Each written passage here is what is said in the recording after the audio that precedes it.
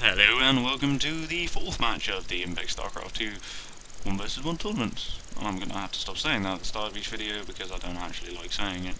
And this is another match with the Terran involved.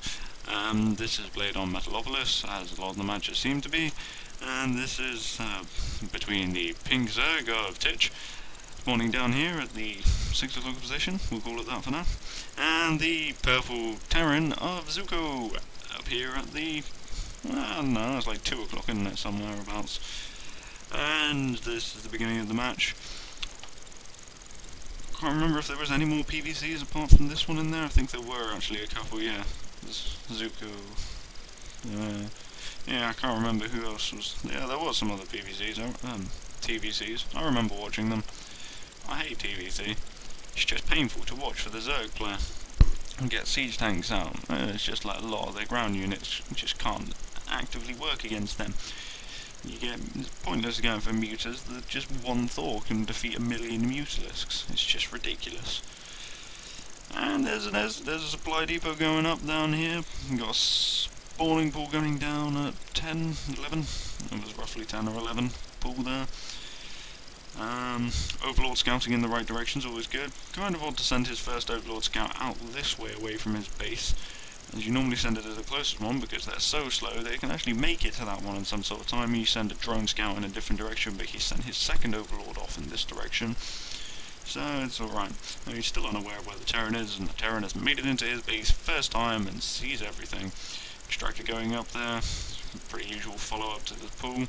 And boom, everything off the line apart from one drone and a dead SCV. So he's denied some scouting information. He won't know where he's going from this, but something like a Baneling bus and all that is still a probable that something he might be expecting. These SCVs are a weakness in it. Getting his first Marines out here and the Overlord floating joyously into the base. Very happy with what he's found. I'll report this back to HQ. Second supply depot completing the wall there.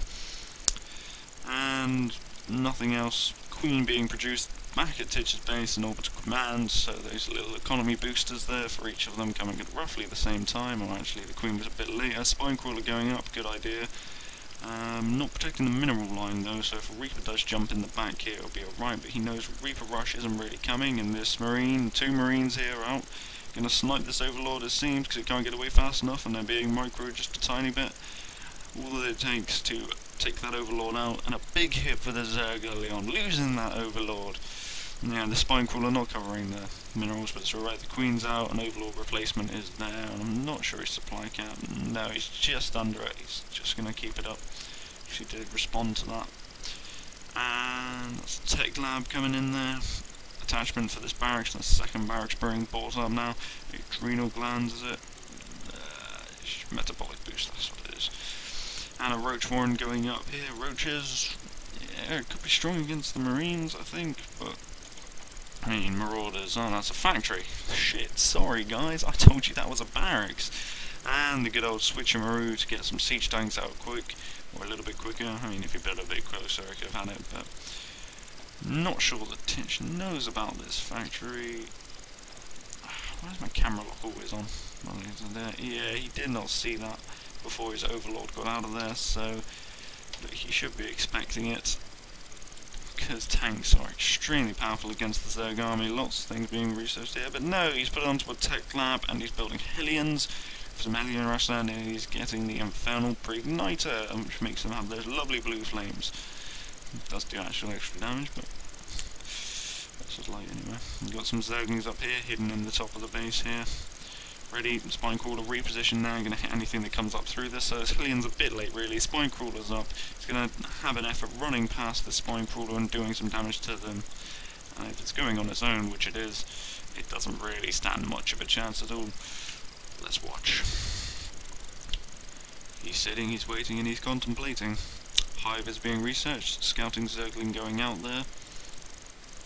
Thinks he's only got Zerglings, he's running in. Oh shit, there's a Spine Crawler going to stop, have a go at that, not going to do much damage. He's down on health, running in. Queen finishes him off as the Zerglings run up behind him to shit him up a bit. And that was the life of that Hellion. Recruited into the service to kill absolutely nothing. 2 refineries up now, so probably going to go gas heavy. More Hellions being produced here. pre-igniter almost finished. More tech lab, whatchamacallums, he supply blocked himself, I know that much. Marauders have stopped building, Hellions have stopped building, everything's stopped building. Engineering bay going up here, so missile turrets, good idea. Makes an early defense against that Muta harass. Hydroden's going up there, so the Mutalists aren't what's coming. And the expansion being grabbed here at 7.5 minutes. That's a little late for a usual Zerg play, but it's still a good time to be grabbing an expansion. But he doesn't have much of a force to defend it. I mean, the Terran does have more. He's playing quite defensively as well, putting up these missile turrets around his base, not expending anything on scan, so he's not going to worry about. He's not too worried about what his opponent's doing. And these are Zerglings constantly hiding around the map. It's going to make good for an ambush, but there's not a hell of a lot of them out there. And there's an Overseer just chilling at the back of the base, probably get over your mineral line in case the Banshees do come. Neither of them currently have an idea of what the other one is doing. The Hellion saw the Roach Warren, so he'll know Roaches are up, so siege tanks are in the works, but nope, still just making Hellions. He knows Zerglings are out as well, so that's not a bad idea, but the Roaches can be dealt with these Marauders, and their Stim and Concussive Shells being researched, both nearly finished, and Infantry level 1. So M&M is going to be the main backbone of this army, it seems, with Hellion support as it is now, and build some siege tanks, boy. The Terran army just massing up out here. The expansion's just finished for Titch, so he's got that one up. He needs to start using it and mining from it to try and get ahead of the Terran on this, or basically break even with the Terran, because the Terran's going to have about the same amount of economy with mules up. And those Hellions there for them, boom, roasting those Zerglings, and the Marines Marauders stimming up and coming in, catching those Roaches and pounding them in there, and able to take out this hatchery before it even gets properly set up, and it's just slaughter on the side of the Terran. Stim's worn off, it doesn't really matter. The Hellions, most of them being taken out there, not very good against those Roaches, but damage is done. There's not really much else up here. Titch doesn't have any other army. He's got 3 Roaches and a Hydra. 3 Roaches and a Hydra, and it's not going to be enough to beat off this, in comparison, very sizable Terran force. The Broodlings there doing their bit for Queen and Country. I made it funny. And those Zerglings there, he does have some Zerglings actually, I missed them. And what have we got back at home? Siege tanks and siege tank research being good. Good. Hydras and Roaches don't stand very much chance against that, and with this heavy M&M, it's going to be good. But Titch doing alright with, he's going to be bringing in Banelings for this one, so those Marines will suffer heavily from that, but Marauders won't care too much, and I'm going to need a lot of them to overcome the siege tank support. But Zuko not pressing on the attack at this point. He's going to use this advantage that he's secured for himself to expand to his natural, setting up a bunker just in case there's a counter-attack from the Zerg, but I don't think there's going to be, doesn't have many attack forces. He's also bringing up a Spire now, so if he had been scouting and knowing, he would know there are missile turrets up. I mean, it's not going to be hard for him to drop an armory, and then he's got Thors up as well, so this Muta Rushman's not going to do too well, as well as the lost Marines out in the field. Mutas are just not the way to be going right now.